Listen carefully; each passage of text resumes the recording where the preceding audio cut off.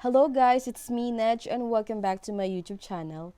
So for today's video, ay tuturuan ko po kayo kung paano ko po nilalagyan ng picture ang videos ko using iMovie application. Paano ko nga ba nilalagyan ng picture ang mga videos ko? Just keep on watching at ipapakita ko po sa inyo kung paano ko po iyon ginagawa.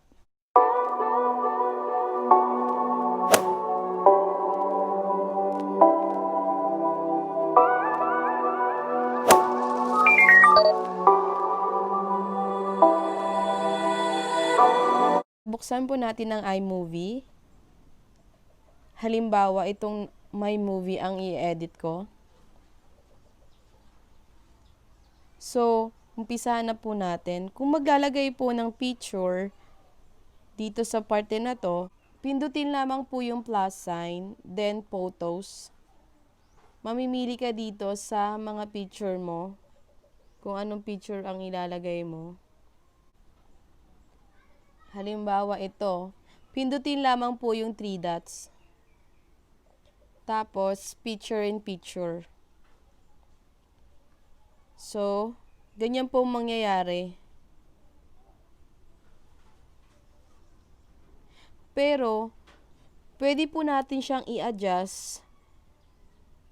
Pindutin lamang po yung picture na nasa taas at may mga nakalagay dito sa taas ng screen. Yung nasa taas po, ito po yung pinch. Ipipinch nyo para maging buo. Or pwede din i-zoom nyo, yung ganyan lang. Tapos itong isa, yung sumunod, drag to position, pinch to resize.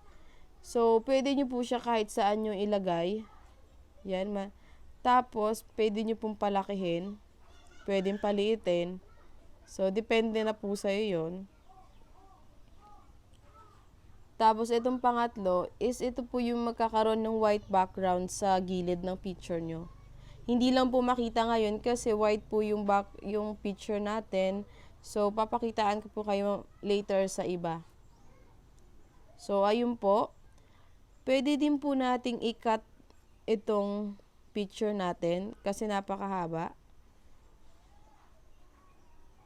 I-adjust lang po natin ito. So, play natin. So, yun po. Papakita ko naman din po sa'yo yung black na picture natin para makita nyo po yung sinasabi ko na white background. Ito po yun. So, nakikita nyo po ngayon. Ito po yun, yan. Tapos, pag pinutin nyo, lagyan nyo ng white background, ayan po yung lalabas. So, ganun lang po. At, pwede din po tayong maglagay ng videos doon. Ng mga video nyo.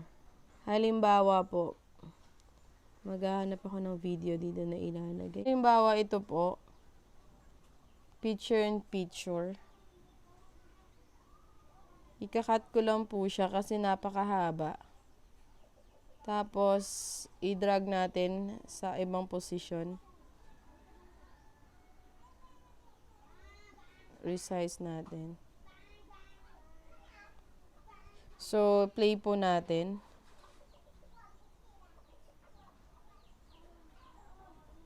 Lagyan po natin ng volume para marinig nyo. Hello guys, it's me, Nej, and welcome...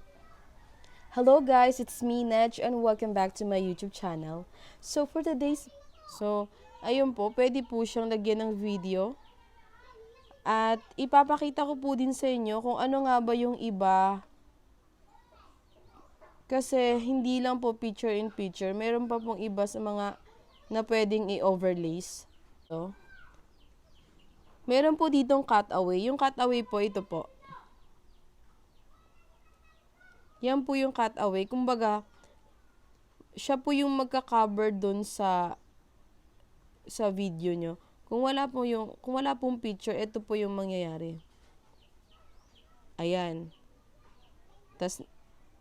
Pero kung may picture po, play natin. So, ayun po yung papalit. Ayun po yung ibig sabihin ng cutout. Pag natakpan yung original video mo dun sa picture. Tapos,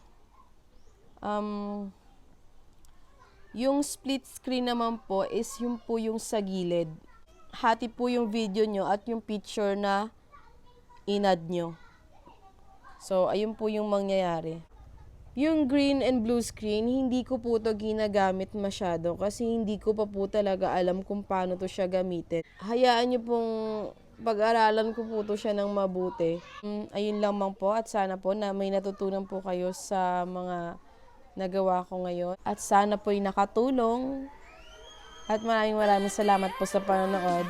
And please subscribe po to my channel para po sa mga videos na darating pa. Thank you. Bye-bye!